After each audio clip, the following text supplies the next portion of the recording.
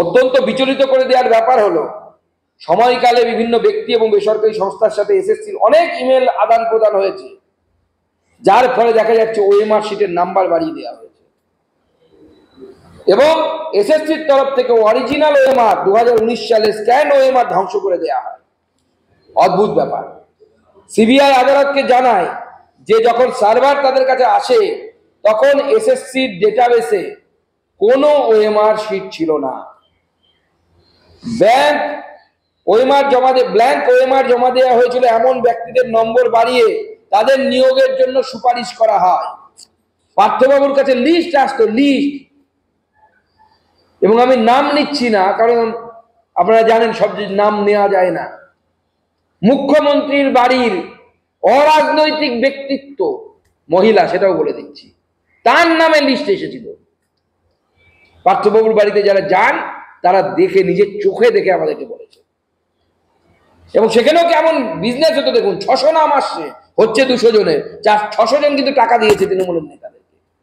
তাই যাদের চাকরি চলে গেছে, যাদের ওএমআর শিট ফাঁকা দিয়ে চাকরি পেয়েছিলেন, তাদেরকে আমি অনুরোধ করব, যে তৃণমূল নেতাকে টাকা দিয়েছিলেন দল বেঁধে তার বাড়িতে যা, কাঁঠাল গাছে বাঁধুন, আর যতক্ষণ না পর্যন্ত টাকা দেবে ছাড়বেন না।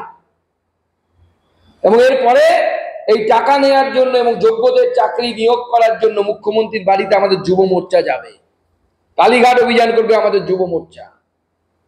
আমরা বলে দিলাম 7 তারিখে প্রয়োজনে আমাদের যুব মোর্চা কালীঘাট যাবে। শুধু তাই নয়,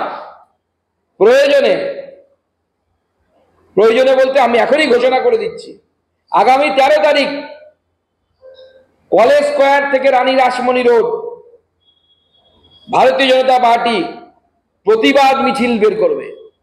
কলেজ স্কোয়ার থেকে রানী রাসমণি রোড পর্যন্ত হাজার হাজার মানুষ, বঞ্চিত চাকরি প্রার্থীরা, যাদের চাকরি চলে গেছে, তাদেরকে আমি অনুরোধ করবো সেই মিছিলে পা মেলানোর জন্য।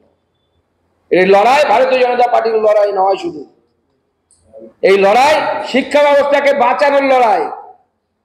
বাঙালির অন্য কিছু নেই, শিল্প শেষ হয়ে গেছে, বাঙালির কালচার কৃষ্টি অধোগামী এই মুহূর্তে। আমাদের আর দ্বিতীয় সত্যজিৎ রায় নেই। আমরা রবীন্দ্রনাথ, বিবেকানন্দ তৈরি করা অনেক আগে ভুলে গেছি। বাঙালির যেটুকু ছিল সরকারি শিক্ষা ব্যবস্থাটা ছিল, যেখান থেকে আমি পড়ে এসেছি, ভালো মাস্টারমশাইদের কাছ থেকে শেখার সুযোগ হয়েছে। আর শুধু এটা নয়, এটা কলির সন্ধে আমি বলছি। এরপরে স্কুল সার্ভিস কমিশনের সাথে কলেজ সার্ভিস কমিশন আসবে। ভাবতে পারেন, কলেজে যে ব্যক্তিরা পড়াবে, বিশ্ববিদ্যালয়ে যে ব্যক্তিরা পড়াবে, আমরা জীবনে ভাবতে পারতাম না। আমি যখন প্রথম কলেজের শিক্ষক হয়েছিলাম, পাবলিক সার্ভিস কমিশন দিয়ে, পিএসসি দিয়ে, হাতে গোনা কলেজ ছিল, গর্ব হতো পিএসসি দিয়ে, লাল কার্ড নিয়ে ঘুরে বেড়াতাম।